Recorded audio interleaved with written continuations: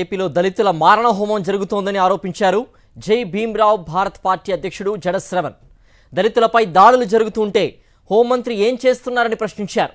Salmon హత్య కేసులో MLA ఎరపతినేనిపై తక్షణమే కేసు నమోదు చేయాలని డిమాండ్ చేశారు జడ శ్రవణ్.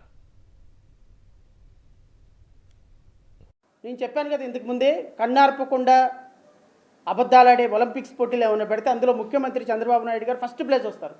బహుశా ఆయన పాల్గొన్నంత వరకు ఇంకా ఎవరు కూడా ఆ పోటీలో పాల్గొనే అవకాశమే లేదు.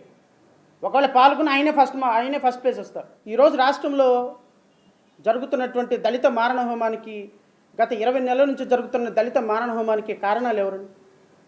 మీ కూటమి ప్రభుత్వంలో ఎమ్మెల్యేలు కదా, మీ కూటమి ప్రభుత్వంలో నాయకులు కదా. నేను అడుగుతున్నా, దళితుల మీద జరుగుతున్నటువంటి దాడుల్లో ఎక్కడికి వెళ్ళిపోయారు హోమ్ మినిస్టర్ అనిత గారు? కందుకూరులో ఒక దాడి జరిగితే, కాపులకి కమ్ములకి మధ్య దాడులు జరిగితే పరిగెత్తుకొని వెళ్ళిపోయి లక్షల రూపాయలు 10 ఎకరాల డబ్బులు ఇచ్చేసి దానికి ఒక కమిటీ కాన్స్టిట్యూట్ చేసి మీరు వాళ్ళకి సపోర్ట్ చేసి వచ్చారంటే పవన్ కళ్యాణ్ పార్టీ కాబట్టా, పవన్ కళ్యాణ్ కులం కాబట్టా, అంటే దళితుల మీద దాడి జరిగితేనేమో కనీసం స్పందించరా?